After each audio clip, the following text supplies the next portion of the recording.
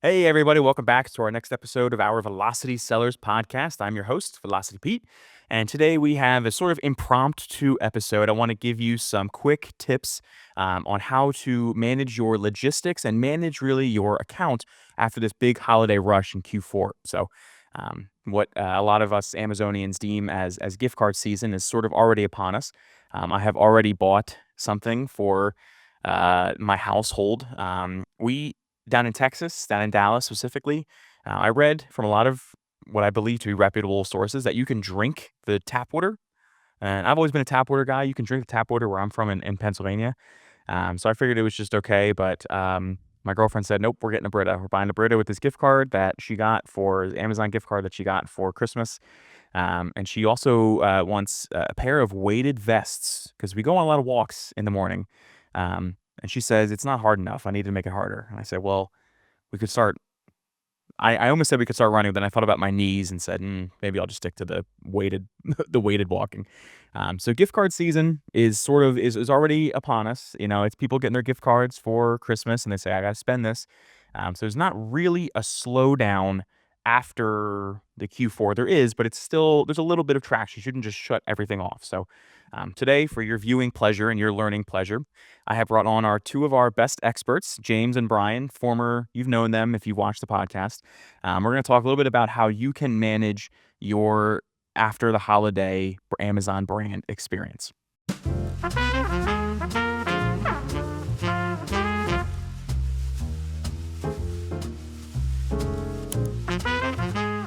All right, so gents, we'll start with James. James, what are you seeing right now? And this is the date is 12/30, December 30th. What are you seeing right now on some of our brands that you can share with me? What are you doing to sort of get into sort of transition into Q1 mode from Q4 mode? Yeah, good question. A lot of different strategies are happening right now. I see in regards to some clients are sitting on a lot of excess inventory. So what we're having them do is run some promos, Hmm. either markdown sales, coupon, whatever it may be, just to kind of sell through some of that inventory. And that way they're not paying long-term storage fees in the future, but definitely lower. So kind of recalibrating that end. But I think you mentioned in the intro there, you found yourself got a gift card for Right, Christmas. You purchased, right. right? Um, if anybody has kids, they'll know there's burning a hole in their pocket. My kids just went crazy with their gift cards. So we've got another round of orders coming through from Amazon when they use their gift card. So, you definitely want to be strategic, run those promos after Christmas sales, right? The 26th. But you can really leverage this kind of moving to the new year, right? Get that nice tsunami effect carrying over into the new year, and really set yourself straight because what's going to happen is just like the gift cards and having a great sales in Christmas, we all know what kind of happens in January, right? It's also a very large influx of returns that do happen, right? So all those gifts that people got, either they're looking for a return to get resized, or people just didn't like the gift or double gift. So they'll return those particular items. So you just want to be cautious of that. Um, but yeah, you want to kind of use your strategies. But for the most part, you always want to, if you do have a good promo going, like 10 or 15% off, you can really capitalize on those uh gifters, right? Just like you probably searched, saw the Brita might have been on sale. I did the same thing. I just purchased after Christmas sale. What did I purchase? Let's see here. Oh, I purchased a lavender gift basket. Ooh, Yeah, because everything wouldn't be delivered by Christmas, so it was actually 20% off. I was gonna buy it before Christmas, but I noticed, someone dangled a little carrot. I went ahead and purchased with the gift card, and yeah, great conversion on that. So there are some really good ways to get those final sales, final push for the year. Um, but in regards to strategies, this is where Brian and Brian's expertise comes in. We kind of look at what we did, we did well last year, and then how can we save money? And I think Brian's got some really good ideas in regards to maybe cost analysis again. How can we save money, or how can we reposition the product of what sells and what doesn't sell? Brian, you wanna kind of talk through that a little bit? Yeah, absolutely. And I think kind of, you know, piggybacking off what James says, and with inventory, two problems can happen. Either you can come up and you can have excess and then you just, kind of do the panic mode and things like that. And instead of leveraging promotions. And so you kind of can fall into two categories too. Either you go, man, we've got inventory. And so let's do some promos to kind of bleed through that, which is a great strategy and things like that. But then sometimes people don't pay attention to their inventory. They go, "Oh man, we're out of the Christmas, we're out of that seasonality curve of Q4," and they don't think about replenishments. And so then they have the problem of they start to kind of run out of stock in the spring as maybe things are picking up in March or something like that, depending on the product. So they don't really pay much attention to inventory and don't give it the attention it needs to make sure that you're within stock of where you need to be for that season, Right. and that it then causes problems with that too. So you always want to make sure that you're paying attention to, of course, your seasonality curve, but then understanding the season you're in and building to the spring. It's hard to think right now, all of you people in cold weather. I'm in the South, Louisiana.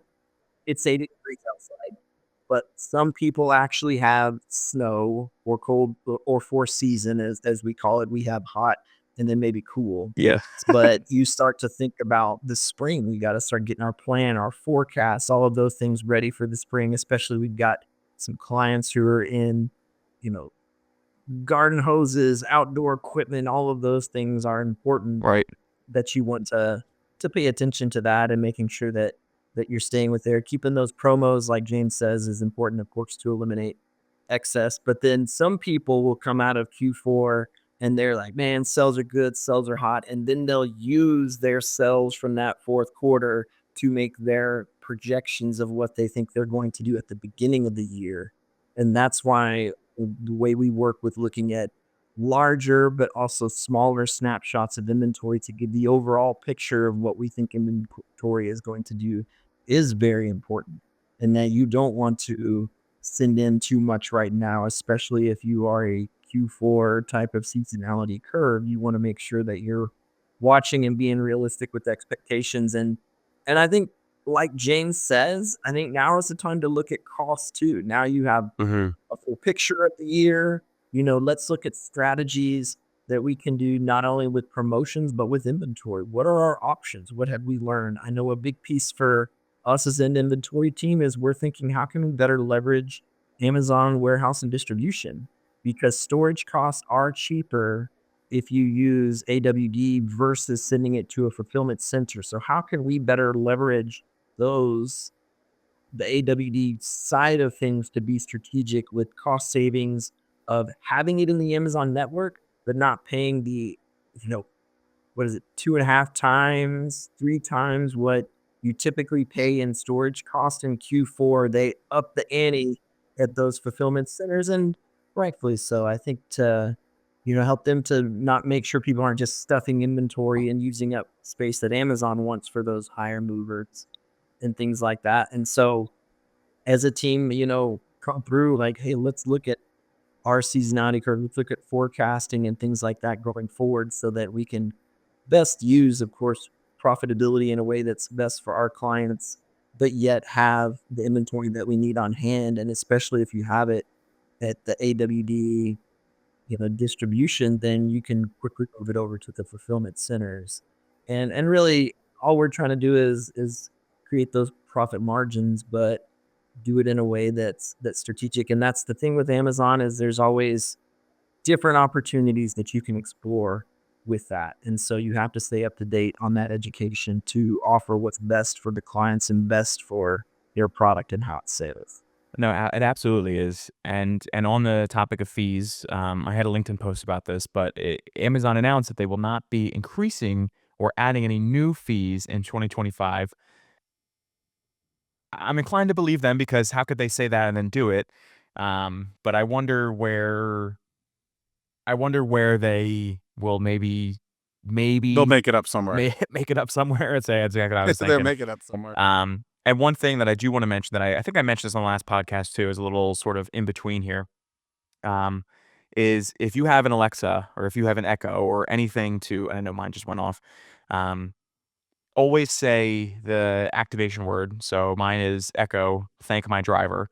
And Amazon will actually tip, not from your account, or it won't charge you anything extra, but it'll actually tip your driver an extra percentage of the delivery fee or something like that. So, and I talked to people today and they still don't know that. I learned this back in like, I think 2018, 2019, when I first got my Echo thing, that you could do that. It's very neat feature. So I know all of those delivery drivers that made all those Christmas wishes and Christmas dreams for all the kids out there come true, and adults, honestly. Make sure that you are saying, Alexa, thank my driver, Echo, thank my driver, whatever your thing is. So You can also type it in the search bar when you're in your yes, app. in the Alexa app. Thank my driver, and it'll pop up, and you just click it, and it'll donate, right? And I think that's really good. Just to go back a little bit on kind of what Brian was Yeah, mentioning. that's my last Uh, sidebar for the episode. I think it's super important, and I think this is where the client has to be honest with themselves too in regards to their Right. production, right? I think time and time again is let's say you have 500 SKUs, right? Only 20% of those are actually your revenue generating items. Does it make sense to keep producing those particular items and sending onesie twosie throughout the year, Right. right? It doesn't make sense to do that. I think for the most part, with one client in particular, what we did was we were like, man, if you just keep the color black. I think they were having difficulty in their product runs with the different colors, and it was slowing down production. So they wouldn't meet their SLAs, and they got dinged.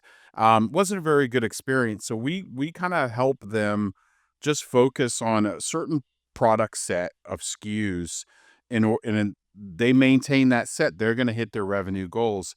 And that was super helpful. And then slowly introduce those other items into inventory, whether it's FBM, seller fulfilled particular items, and then graduate those particular items into FBA. So there's a lot of strategery, I guess you can say, wizardry in some cases, that can be done. It's just really having that communication of, hey, what is, why couldn't you fulfill this on time and during the year?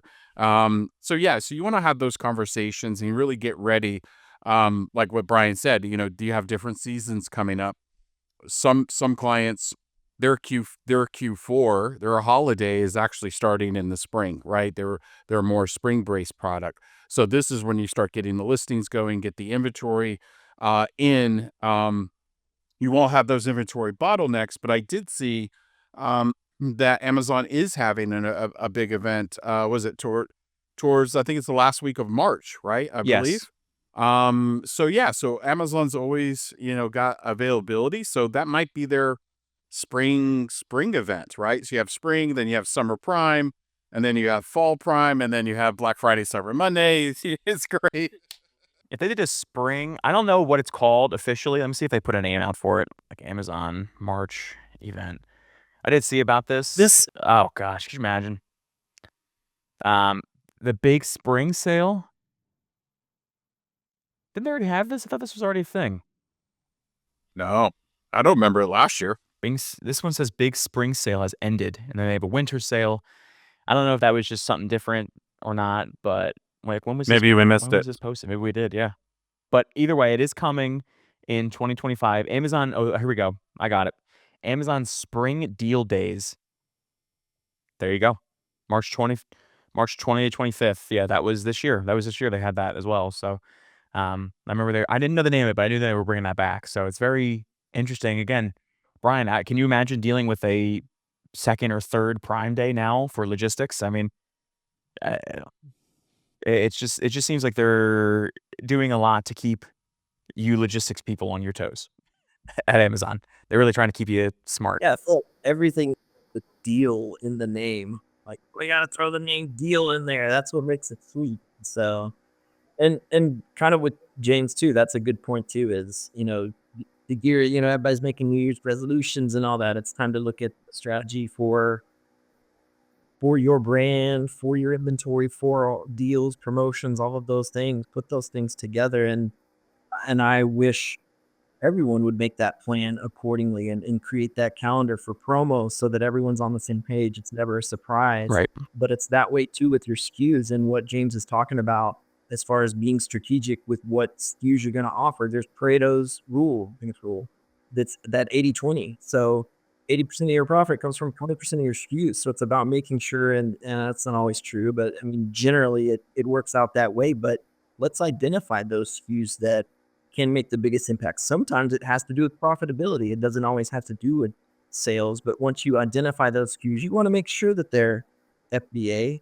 And I think the idea of it being FBA is of course ideal. That's what everybody's looking for, is that badge and things like that. And then from there, you start to remove the other ones that aren't profitable in that way. And what James says is absolutely my favorite thing to do, is have them FBM and graduate them as sales, promote that to happen. What is that? 10 units, 20 units, whatever that looks like type of thing, so that you can get the right ones. Because sometimes slow SKUs take a while to build momentum, and you want them FBM so then you can flip them FBA so that they can get an even more boosted sales. So being strategic with SKUs is very important too. Yeah. Yeah. And I think what we've noticed, a lot of the new clients that we've signed up, not new to Amazon, but obviously new to Velocity, is, man, it seemed like the past managers or past agencies did a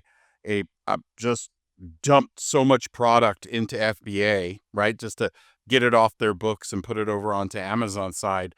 And sometimes that just sits there, right? It's sitting there. It's like 365 days. Sometimes to get movement on those particular items is even harder because it's just stagnant. It's stale. Your IPI is really low. So, Brian and his team have to work their magic on running promo. We'll run the promos. But it becomes a problem if you overstock certain items that aren't selling. So there definitely has to be some type of strategic approach when you're throwing stock into Amazon. You really have to analyze. And I think, what we've done here is we have a really good formula to success, right? In order for those stock to keep that 60-day level, right? Right, Brian? To keep that 60-day stock level, real healthy IPI. That way we can keep, adding fuel to the fire of the items that are selling, you're able to send in. But in some cases that isn't 100% true, right? I think we have a couple of clients that, the items that are selling, we can't stock and put more in stock because there's so much excess in inventory from a previous manager. Right. So it's definitely an uphill battle in certain cases, but this is the time to do it. Is what worked last year? What are the items? What are the golden items this year? Another thing is closeouts. Super important to understand as a client or as a seller. Is that going to be available next year? Right, in 2025? When is it going to be available? Is there a shortage, or are you just discontinue those items? And then on top of that, are there new items going to replace the old items so you don't have a drop in revenue? Okay. Right. In some cases, what we experience is older version, get rid of, they run sales. It's had a 3-year lifespan on Amazon. It gets replaced with the new item, but it's not going to be a dollar for dollar switch just because one has had legacy on Amazon. It's got juice. So it's got tons of revenue coming in. You add a new product, it's going to take a little bit to get steam. It's going to take a little bit to get back to that. So you're going to have a drop in revenue. So you can't expect apples to apples when you're thinking, oh, well, we're just replacing a new old version with a new version. It doesn't, you're 100,000 a month, you're on one item. You're not going to get that right out the gate, let's say. You know what I mean? So yeah, lots of challenges this time of year. And also the ever occurring challenge of Chinese New Year, Brian. So let's say let's say, a brand got lucky and they sold through all of the inventory that they were going to, that they had ordered and they had prepared for quarter four, for Christmas, for Black Friday, Cyber Monday, all that kind of good stuff. Um, Realistically, how hard is it to get product in? If you put an order in, and you needed an order for Q1, when do you have to? uh, I'm not sure how to phrase the question exactly, but what happens at Chinese New Year? When does everything start shutting down, and when can you not expect to get orders in? So yeah, Chinese New Year is at the end of January. So if Yeah. you haven't already planned for it, you're in trouble Yeah. because depending on your supplier, 1 to 2 weeks they're shut down, and just like any business, there's ramp up, ramp down. You've got in trucking becomes a problem too because now you've had your suppliers, you met your suppliers, they may move the mountain to make it happen, Right. and then you don't have any truckers available to drive it to the port. Ugh. And it is just, oh man, Yeah. I so many cool stories of Chinese New Year and just making sure there's awareness, and the further you plan ahead, the better Right. type of thing. But that is it, is that you create that success, you sell units, and it's a celebration. But then it's yeah, and I've got clients right now waiting on shipments to come in that I wish they could have sent something 2 weeks ago Right. because it better than expected, which is great. But if you don't have the supply, then you kind of end up hurting yourself in the end by lost sales. But at the same time, you get way more than expected sales, so you feel good about that. But Chinese New Year, the more you plan ahead, and that is the difficulty in working with Chinese suppliers because it's a culture thing that when they want to say yes, they want to say, we can do that, we'll take care of it.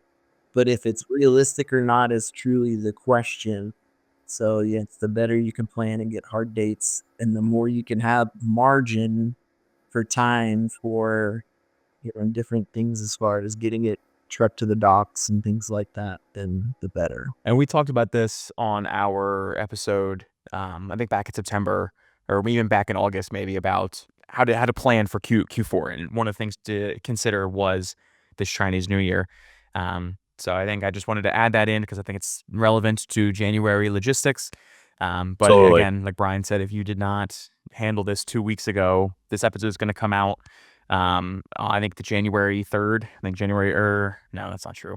It's to come out a week Yeah, from by our, 2 weeks, you meant 2 months, right? yeah, 2 months ago. yeah, in September. You need to have this order placed way, way before. So you need to have Brian in order to carry you from. It's got to carry you from Q4. It's got to carry you from Q4 all the way past January, like a little well into maybe even Well, in February. February. Yeah, Yep. because if you don't, Yep. you lead, God forbid your lead time is, a month or 5 or 6 weeks, and then you just cook. So, this is really for the um, new Amazon sellers that are really just getting started. Obviously, people that are experienced that have more than a year or two under their belt know this, but just wanted to include that in there because I did think that was important um, to bring up and to add to the discussion here. So.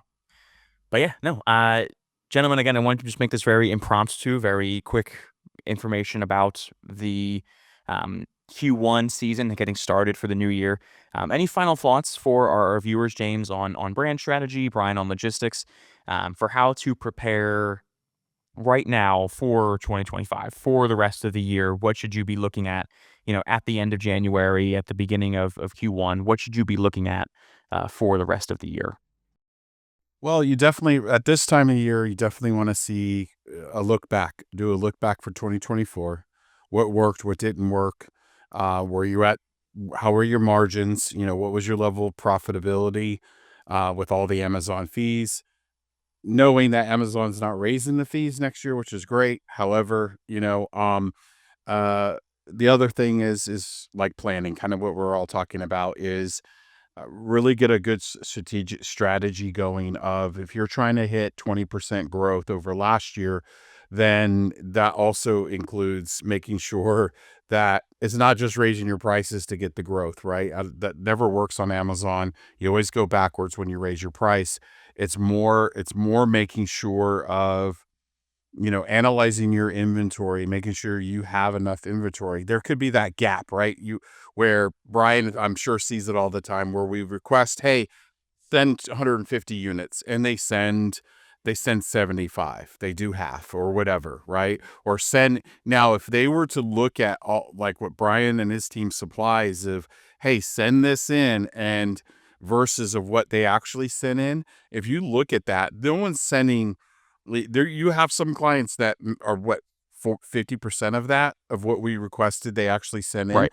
If they actually sent in the full 100% of what we're requesting, they would have gone gangbusters, right? And those are the things that we can point out to the client or to customers, is saying, hey, listen, if you were to send in those units, and and you sold those units, we could already had the 40%, 50% growth. But in order for this to happen next year, you have to hit what we sent. You have to do what we say. Right. Yeah. Right. We're the experts. It doesn't always work that way, right, Brian? But I think having a look what you did last year, kind of planning, forecasting for the new year, and sticking to that forecast, right? Brian, any other thoughts on that? Absolutely. I think the quote goes, plan the work and work the plan, Mm. and that you want to make sure that you're strategically thinking about things, and especially now, it's understanding things like James said is excess, and it may not be at 180 days right now, but make the plan now about how you can prevent it from being in excess. And excess, really, if you look at it from a simplistic point, is after 180 days, and there's even the jump, the older that inventory gets, the more Amazon charges you. So you need to look right now at profitability to go, hey, this is, how much this product costs. But even with Amazon, you can look at it to say, you're going to sell it for this amount. Here are your fees that are a part of that. Now let's look at excess to determine, even though this inventory isn't that old, will it be, excess in 30 days? Right. Making sure that you understand projecting wise where those excess SKUs are, and make a plan now to prevent it from getting to those extra charges and kind of burning through that inventory. But then, just like James says, is kind of like the beginning of a new year is understand your plan, your strategy, and inventory is included in that. Lessons learned, what went well, that whole post-mortem piece, what went well, what can we learn from going into the future. I know I always have my lesson learns, in that, you thought things were going to go one way, but it didn't. And it's really, a mistake, and you kind of own it. And then you look forward to what you can do better. And your strategy for Amazon is no different. And I like to talk about the fees. They're not going to add any fees. I think they kind of, took to the fees this last year in 2024. So Right. I think it's like, We'll see. that was tough with stock fees, excess Yeah. fees. And, there was even placement fees, and just, Right. it just was a plethora of fees that drastically affected some more than others. They're on the West Coast, and most of theirs is going to be shipped East Coast. And now Right. they're paying 5 different shipments going across country, instead of just sending it to another fulfillment center on the West Coast, and then they spread it across the network. So Yeah. I hope they're sticking to that, because it's tough. It's tough as a small business, and Yeah. even as margins are slim, that Amazon switches up those fees too. So Yeah. No, it's tough. I'm hoping they stick to it too. But I think, like James and I are kind of alluding at, and Brian, you as well, are just kind of looking at, like, where are they going to make that money elsewhere? What they might not add any fees, they might not increase any fees, but what are they going to do to maybe capture some more of that money? Who knows? We'll see. But hopefully not. Hopefully you're right. But hopefully they stick to that. That's my fingers crossed. That's my goal. It's my hopeful wish for them to do as well. So we will see. We will see. Well, gentlemen, I want to thank you so much for both jumping on here to do this with us. I hope you all out there learned something. If you did, make sure to like and subscribe, and let us know how you are preparing for the new year, for the 2025 Amazon season, all these different deals, and just the in general selling on Amazon in 2025. So leave a comment below. Make sure again to like and subscribe, and thank you for watching. I am Velocity Pete, and we will see you next week.